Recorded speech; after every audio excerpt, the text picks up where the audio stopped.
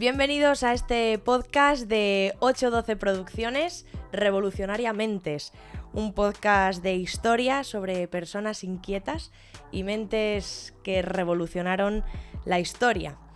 Inauguramos este programa con una serie dedicada a un personaje muy especial, del que a lo mejor muchos de vosotros no habéis oído hablar. Él es Casiodoro de Reina, tenemos aquí, nos lo hemos traído. Casiodoro fue un sevillano del siglo XVI, él era monje y tiene una historia realmente interesante y fascinante. Y es un personaje muy importante para la historia de España, pero tristemente es muy poco conocido. Así que en esta serie de 8 capítulos vamos a solucionar ese problema. Vamos a aportar nuestro granito de arena para dar a conocer a Casiodoro, porque fue un hombre de estas mentes revolucionarias, inquietas, que hizo cosas muy interesantes. Pero antes de hablar de él, os quiero presentar a otras mentes inquietas que nos acompañan. Tengo aquí enfrente de mí a Lidia Rodilla, mi compañera de fatigas en la productora. Juntas hemos hemos estrenado este año un documental que se llama Lume, la llama sigue viva, y que para los que no lo conozcáis o no lo hayáis visto, pues lo podéis ver en YouTube, os dejaremos los enlaces, y habla sobre la historia del protestantismo en Segovia. Otro tema pues muy desconocido, que si queréis saber más de él, no dudéis en echarle un vistazo. Y Lidia, preséntanos a la persona que tenemos aquí detrás de la pantalla. Claro, es que nos veis, los que nos estéis viendo y los que nos estéis escuchando, somos 3, pero somos 2 aquí y una en pantalla porque tenemos a Silvina al otro lado del charco, un poco lejos, y no hemos podido más que traerla de esta manera, pero estamos súper contentas de tenerte. Así que, Silvina, cuéntanos un poco quién eres, qué haces aquí, qué haces allí, y cuéntanos de ti. Bueno, es un placer trabajar en estos temas con ustedes. Yo soy medievalista, soy doctora en historia y dediqué toda mi formación profesional al estudio del conflicto social en la Baja Edad Media, ¿sí? Y bueno, como historiadora siempre me han ocupado mucho personajes interesantísimos como Casiodoro de Reina, porque han hecho cosas extraordinarias y nos han traído hasta esta actualidad con la cabeza, la mente mucho más lubricada de la que lo hubiéramos tenido si no hubieran existido, ¿sí? Son personajes que nos han hecho pensar en cuestiones muy profundas de la condición humana. Casiodoro sobre todo nos ha hecho reflexionar en torno a la relación que tiene cualquier ser humano con la idea de Dios, con Dios mismo. Pero bueno, lo vamos a ir viendo a lo largo de la serie de podcast.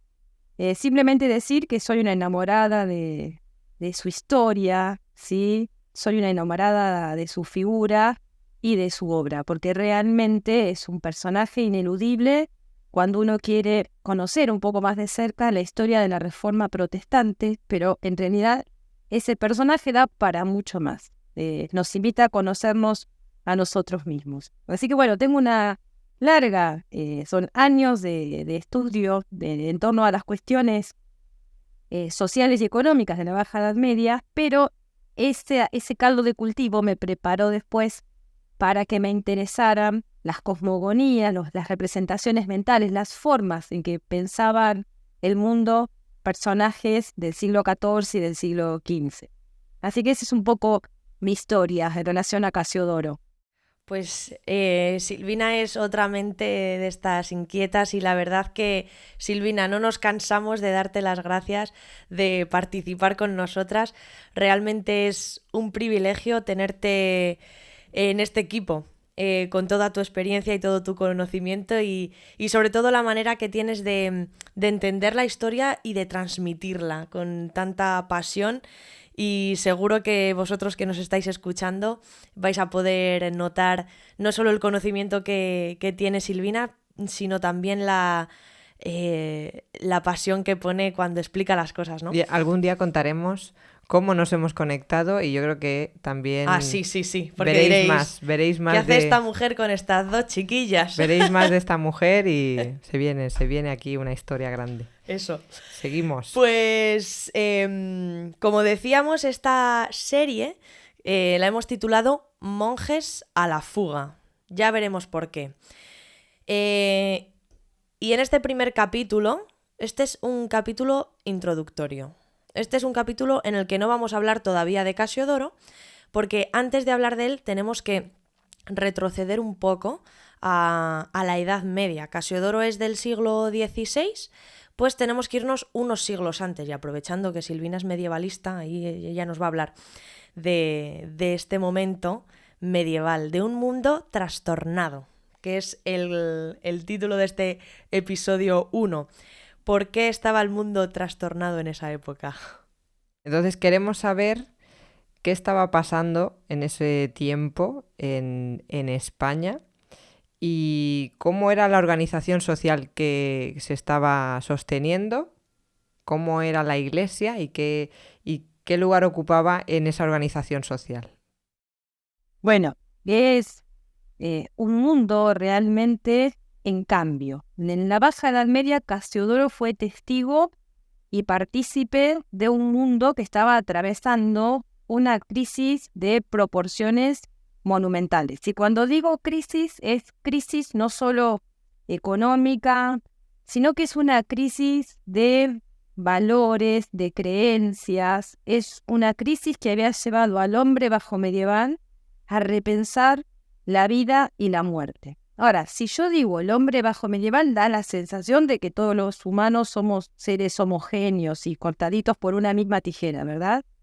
Sin embargo, la lógica pura de este tiempo de la historia, que los historiadores llamamos feudalismo, en este caso un feudalismo tardío porque ya está decadente y ya está en crisis, hacía que seres humanos como nosotros, en lugar de sentirse libres e iguales ante la ley, igual de sentir que, digamos, en lugar de sentir que eran propietarios de algo, bueno, estos seres humanos vivieron bajo otras lógicas sociales. El feudalismo hacía que un ser humano, cualquiera sea, naciera en determinado estamento. Y no había estos criterios de posibilidades de cambiar la estatura económica y social que tenemos nosotros hoy en día. Con esto quiero decir que un campesino nacía campesino y lo más probable es que muriera campesino.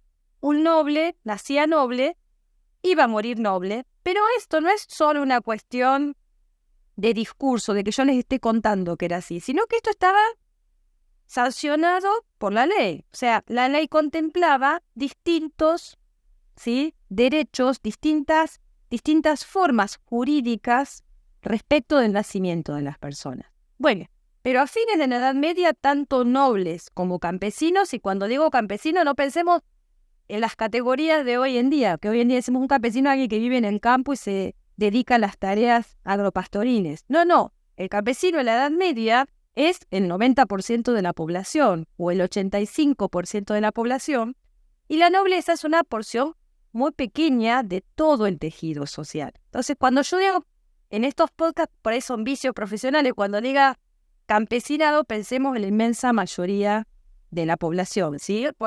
En el pueblo común, en la gente, exacto, en la gente ordinaria, común y corriente como somos todos nosotros. Bueno, este mundo estaba trastornado porque a mediados del siglo XIV se había abatido, había aparecido, y en realidad esto también sirve para pensar en las grandes paradojas de la historia, a través de una ratita, un animal pequeñito que había viajado en unos barcos que habían atracado en ciudades puerto italianas, se había desatado una epidemia espantosa que se conoce como la peste negra, que había hecho que 2/3 de la población murieran, de la población europea en general. Hay algunas monarquías que tienen más o menos muertes, pero la peste es muy rápida, se expande entre 1348 y 1350 hasta el norte de Europa. Y más allá de las cuestiones técnicas que nosotros podamos pensar respecto de esa crisis, que es bastante parecida en términos de los miedos que genera la epidemia que nosotros acabamos, al miedo colectivo hacia la muerte y hacia la enfermedad que acabamos de pasar por la pandemia de COVID, ¿no? Pero imaginemos que esto es mucho más fuerte, mucho más grave. Sí, imagínense, en cualquier familia 2 o 3 integrantes morían. Y morían nobles, y morían campesinos, y morían comerciantes. Afectaba a todos por igual. Así que Casiodoro es testigo de un mundo que tiene mucho miedo. Y ese miedo obligó a los seres que vivían en esa época a repensar la relación con Dios, la idea de Dios, a repensar la vida y la muerte, porque la muerte estaba muy presente, se había transformado casi en una compañera cotidiana. Sí, uno lo cuenta con cierta música en el relato, pero tendríamos que poder pensar cómo se sentía eso, ¿no? Cómo se vivía eso. Así que bueno, sí. Sí, no, acaba si quieres lo que ibas a decir, perdona. Lo que digo es que también cuando uno piensa en un sujeto que vivía en el siglo XVI, nos parece que es un señor de hace muchísimos años y que no tiene nada que ver con nosotros. Y en realidad estas angustias vitales son tanto más parecidas que las que tenemos nosotros con nosotros mismos en este momento de la historia, ¿no? Son estas grandes crisis, estas grandes mortandades, estos grandes miedos colectivos, sí o sí terminan provocando cambios en las sociedades. Porque los seres humanos sentimos confianza, sentimos miedo. Sí, es algo que bueno, en todo lo que llevamos hablando, que antes de ponernos en este podcast, Silvina, Lidia y yo hemos hablado mucho, de cómo estamos tan cerca, ¿no?, los unos de los otros, los seres humanos y personajes históricos, pues se alejan en muchos aspectos de nuestra realidad, pero en otros muchos estamos muy, muy cerca.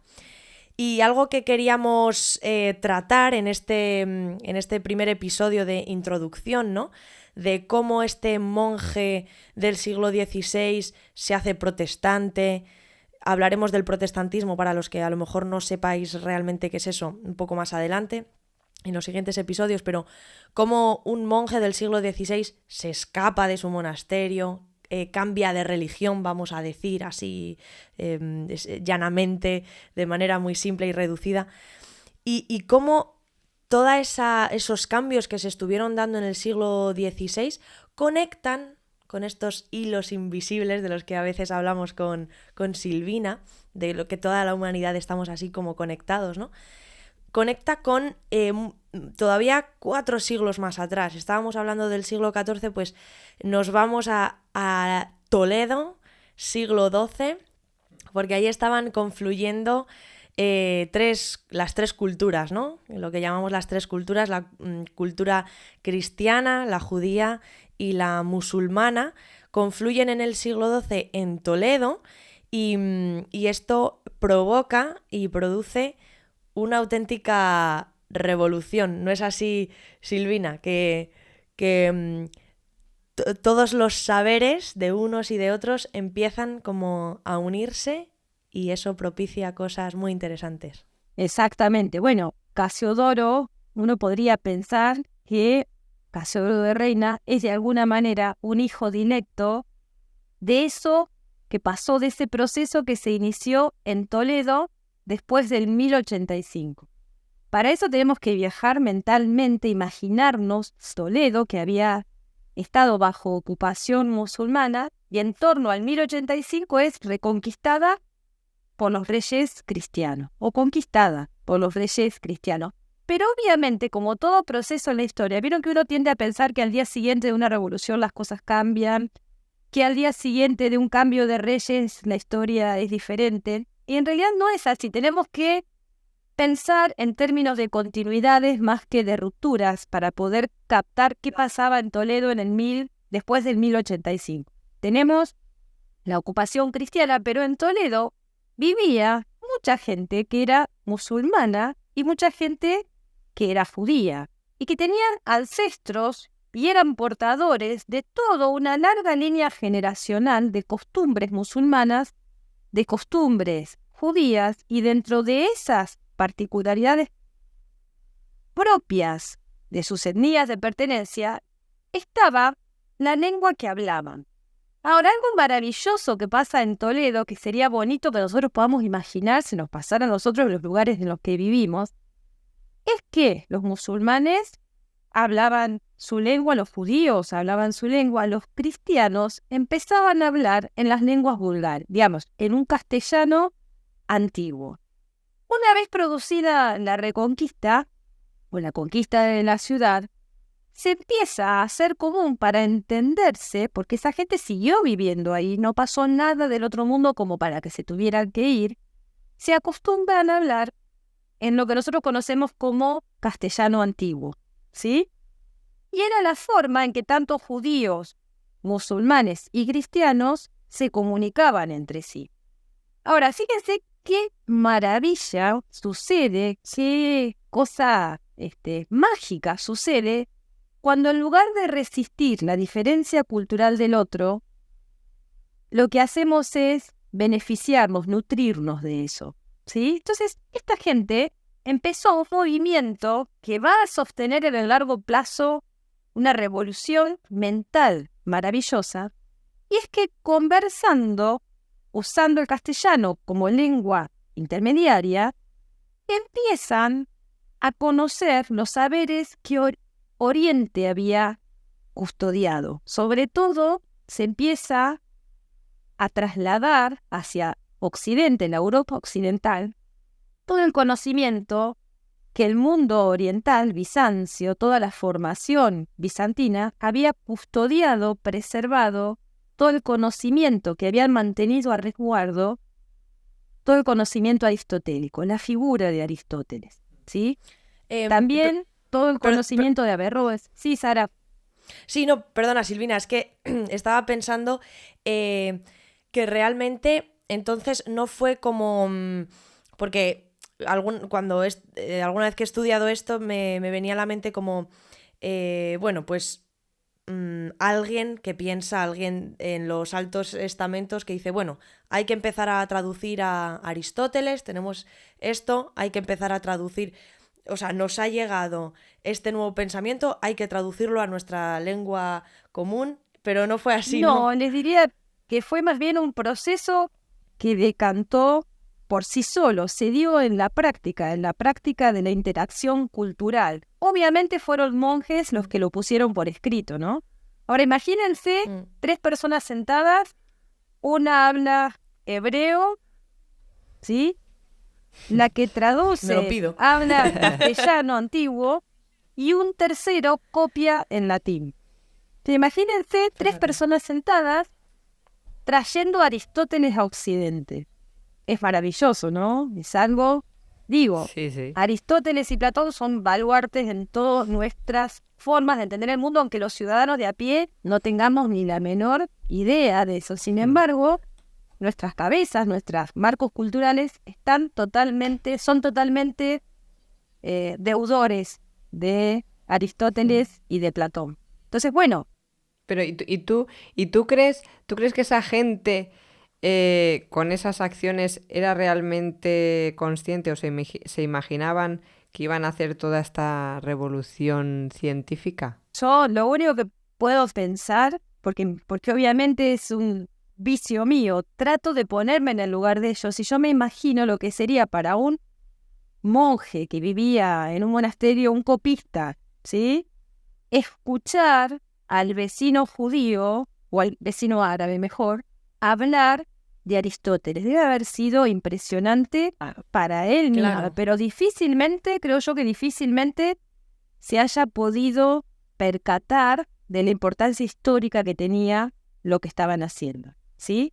Así que en Toledo empieza un movimiento que se conoce como Escuela de Traductores de Toledo, que excede ampliamente los límites de Toledo. Imagínense que en el siglo XII y XIII llegan sabios de monarquías inglesas, alemanas, de reinos, principados, llegan a Toledo. ¿Se imaginan esa gente caminando por las callecitas de Toledo que van a las calles sin asfaltar, ahí embarradas? Yo me imagino ahí como serán las casas así como medio torcidas con las maderas aquellas, así. La catedral. Claro, fondo. que ahí sí el fenómeno de la Escuela de Traductores de Toledo comienza a ser apropiado por el poder político, por los grandes reinos de Europa Occidental, y ahí sí mandan, cuando se dan cuenta qué es lo que está pasando, mandan a los sabios de la corte a tomar nota de ese conocimiento que había cuidado el mundo oriental, ¿sí? Así Y que por ahí ejemplo, me Silvina, parece perdona, maravilloso. así Sí. para algún ejemplo que nos puedas contar para entender qué cambios había, qué era, porque muchas de las personas que nos estén escuchando a lo mejor no saben muy bien qué es un pensamiento aristotélico, bueno, ni yo misma a lo mejor, o diferente a un pensamiento más platónico, ¿no? Que era lo que hasta ese momento la cristiandad conocía. Muy, muy básico que voy a decir es que tiene que ver las posturas antagónicas entre Platón y Aristóteles tienen que ver con cómo conocemos. Fíjense que eso es un problema actual, es algo que todos tenemos en la cabeza, ¿no? De alguna manera, en algún punto de nuestra existencia, todos nos llegamos a darnos cuenta que de alguna manera conocemos qué es la realidad, ¿sí? Entonces, la realidad es la esencia de las cosas o es la forma de las cosas. Una manzana es manzana porque tiene forma de manzana o porque la esencia de la manzana la contiene, por ejemplo, la semilla. O una manzana sigue siendo manzana cuando está podrida y ya no se ve la forma. Bueno, esas eran cuestiones que discutían, que aparecen en el pensamiento filosófico de Aristóteles y de Platón. Ahora, un ejemplo muy concreto para que podamos todos entender hasta dónde llegó el recibimiento del pensamiento de Aristóteles después de la Escuela de Traductores de Toledo. Por ejemplo, San Agustín, que es un padre docto de la Iglesia, muy conocido, es el que sienta las bases del cristianismo medieval, de todo el dogma cristiano que va a durar siglos, va su hegemonía intelectual, teórica y teológica es indiscutible. Todos alguna vez escuchamos que existió San Agustín, aunque no sepamos qué decía San Agustín, ¿verdad?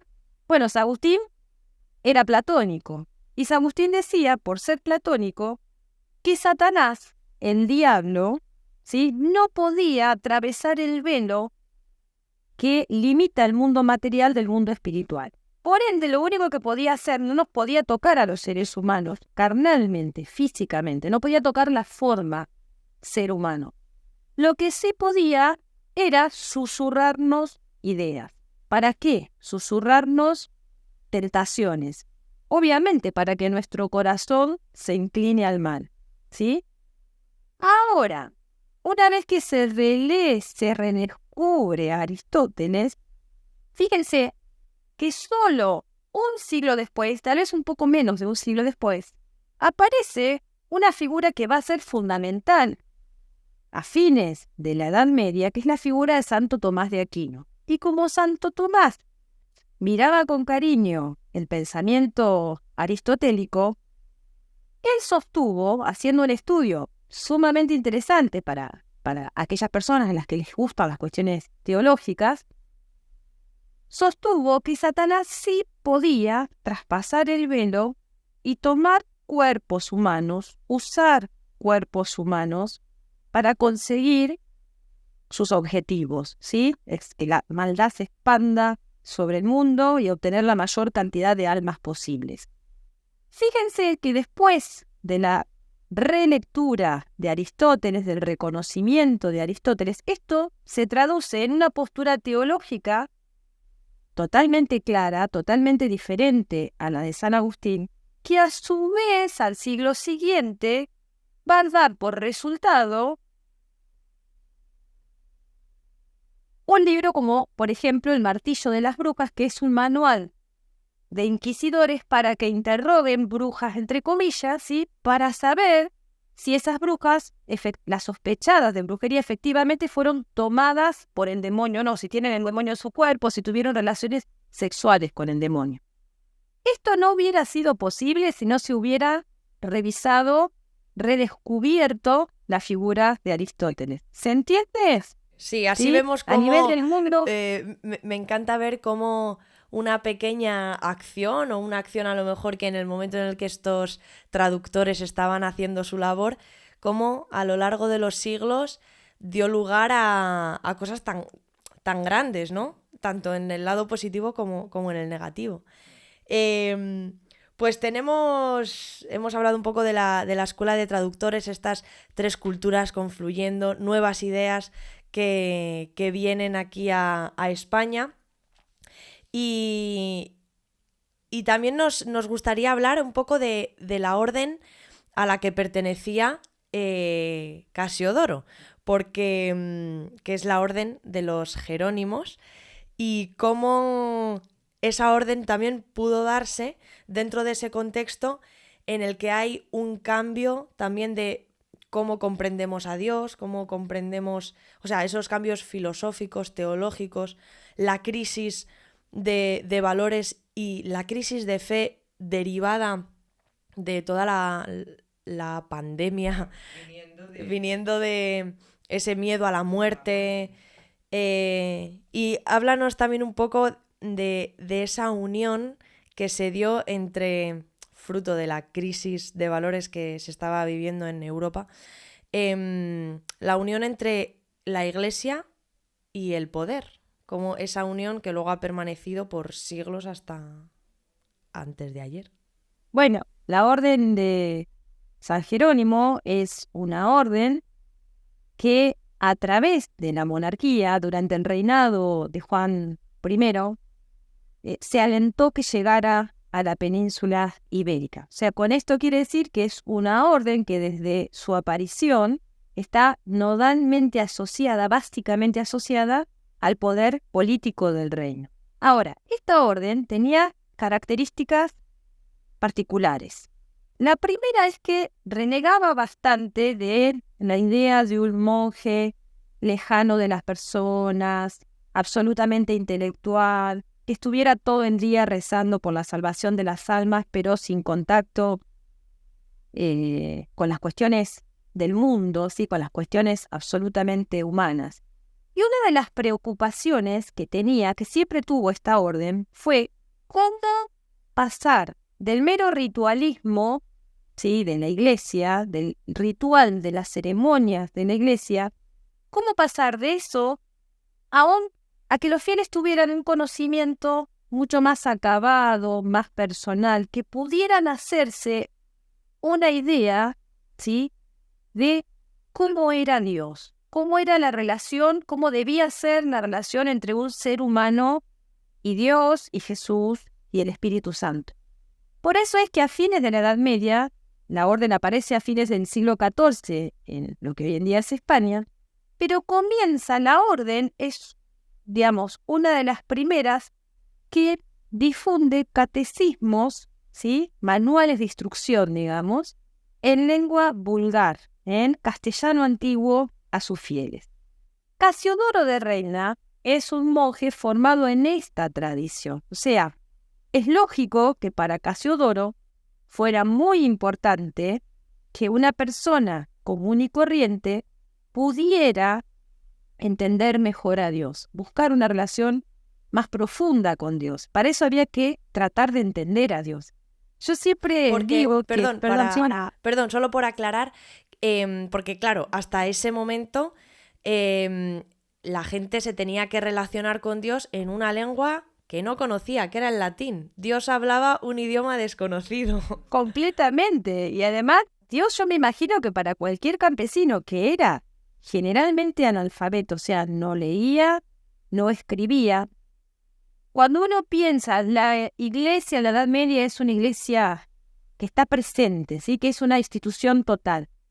Pero yo siempre me pregunto, ¿qué entendería un campesino que vivía al límite de la subsistencia, por ejemplo, por la idea de la Trinidad? Probablemente nada. Probablemente siguiera haciendo sus cultos ancestrales, ¿sí? Alguna idea de Dios, ¿sí? A través de ofrendas, rituales que había aprendido por sus lazos familiares. Pero imagínense tratar de explicarle a un campesino que no lee y no escribe qué pensaba San Agustín de Satanás o qué era Satanás. Es difícil ahora, yo no me quiero imaginar en ese momento. Exactamente. Entonces, la preocupación de la orden de San Jerónimo, es una orden que está completamente a favor de un proceso de reforma estructural de la Iglesia que se da a fines del siglo XIV. Es ese mundo de las ideas que comienzan a tambalearse en Toledo en el siglo XII, llegan esas ideas que viajan en el tiempo, llegan a la Baja Edad Media, al siglo XIV, haciendo que zozobre toda la estructura basal, todas las bases en las que estaba funcionando el cristianismo, pero como institución, ¿sí? Entonces se empieza a discutir, la gente empieza a tener permiso mental para discutir si realmente era necesaria la intermediación de la Iglesia entre un ser humano y Dios, ¿sí? O sea, Casiodoro es, en este sentido, producto de su tiempo histórico. No hubiéramos tenido Casiodoro de Reina en el siglo XIII, y ya en el siglo XVII no hubiera sido necesario. ¿Se entiende? La importancia de su contribución está totalmente anclada y es producto de este mundo trastornado del siglo, de fines del XV y todo el XVI. Pero entonces pasamos de monjes que están totalmente en su monasterio metidos, ¿no?, a que de repente interactúan con las demás personas, las que están fuera de ese monasterio, ¿no? Al menos les empieza a preocupar, sí. Sí, pero eso también eso debería ser impactante, ¿no? También para el campesino, de un cambio. Sí, y eso es un cambio que también lleva muchos siglos. Del siglo XI al XIV tenemos primero el protagonismo de la Orden de Cluny, que son monjes totalmente cerrados, con voto de silencio, dedicados al rezo, dedicados a la oración, totalmente intelectuales, dados a cuestiones mentales, ¿sí? Luego aparece otra orden en el siglo XII como orden hegemónica, en todo lo relativo a la expansión territorial de la Iglesia, ¿sí? Son las órdenes que fundan la mayor cantidad de monasterios, que es la orden del Cister. Esos monjes ya tienen otro matiz, hacen actividades manuales, por ejemplo, algo que no hubieran hecho los monjes cluniacenses. Y aparecen también, son muy interesantes, en torno al siglo XIII, las órdenes mendicantes. Y ahí ya tenemos a monjes de a pie que caminan entre la gente común y corriente, que andan por los campos, por los caminos rurales, y esos tienen una preocupación que guía su búsqueda espiritual, que es contrarrestar todos los movimientos heréticos, ¿sí? Tenemos que saber si en torno al siglo XIII Europa es recorrida, atravesada por ideas, ¿sí?, novedosas que discuten la forma en la que se explicaba cómo debía ser lo religioso, ¿sí? Entonces ahí aparece, pero recordemos, siempre tengamos de respaldo la Escuela de Traductores de Toledo. La Escuela de Traductores de Toledo yo creo que abrió puertas mentales que nunca más se volvieron a cerrar, ¿sí? Dio permisos mentales que no se volvieron a cerrar. Y entonces las órdenes mendicantes van por los campos y en ese intento de contrarrestar a los anabaptistas, a los que querían bautizar a las personas ya de grandes, que negaban el bautismo, el carácter sacramental del bautismo, por ejemplo, o que predicaban una vida ascética totalmente pobre, despojada de posesiones, y con eso criticaban la riqueza, la acumulación material del papado. Bueno, mientras las órdenes mendicantes intentaban hacer esto, vuelve a pasar algo como nos hablábamos recién con la Escuela de Traductores de Toledo, y es que esos monjes entran en contacto cotidiano con el campesino, con la gente común y corriente, o sea, salen del monasterio.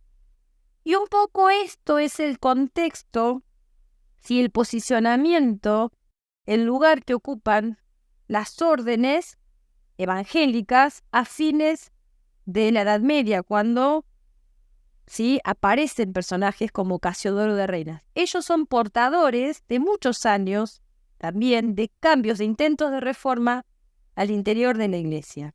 Y de alguna manera son portadores también de la necesidad de cambio que tiene el común de la población. Porque recordemos que ese común de la población en épocas de Casiodoro había visto morir, ¿sí?, a edades muy tempranas a casi todos los miembros de su familia, a todos los vecinos de su comarca, a todos los vecinos de su pequeña aldea rural. Entonces, claramente trataban de explicar, ¿sí?, el mundo que vivían, qué era la vida y qué era la muerte. Todavía nosotros tratamos de entender cuáles son los resultados mentales de la pandemia que vivimos en 2020-2021, ¿verdad? Imagínense esta gente. Claro, con una pandemia que había asolado todo el continente, todo su mundo conocido prácticamente. Y tener a Casiodoro como un intermediario cultural, creo que le has llamado también en alguna ocasión, ¿no? Como ese mediador de cambio y producto de la historia de atrás, ¿no? Me parece un buen inicio para esta serie.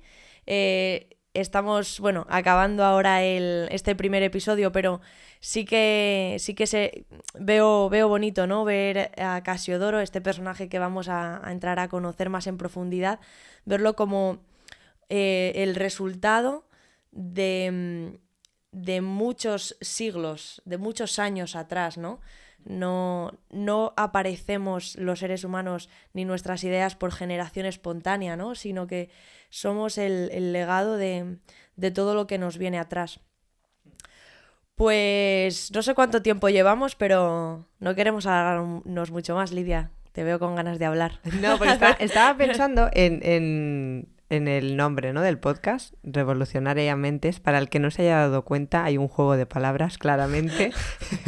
y a mí me encanta haber podido conocer a este hombre a través de estudiar todo esto y preparar este podcast, cómo una mente puede revolucionar tantas cosas, pero en un momento de tantos cambios, ¿no?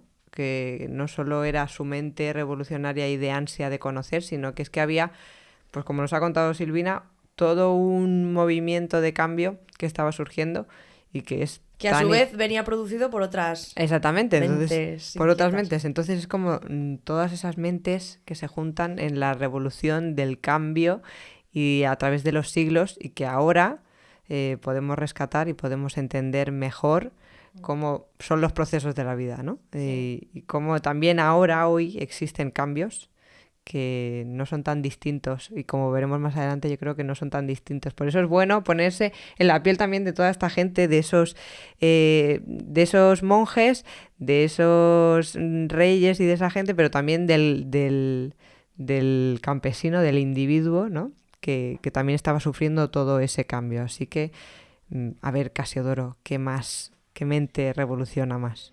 Sí, seguiremos conociéndole más en los próximos capítulos, así que quédate atento que pronto podrás ver el episodio 2.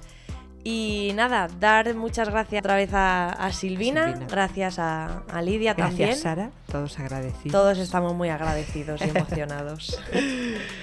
Pues nos vemos en el segundo episodio. Seguimos aquí en Revolucionariamente, un podcast de 812 Producciones.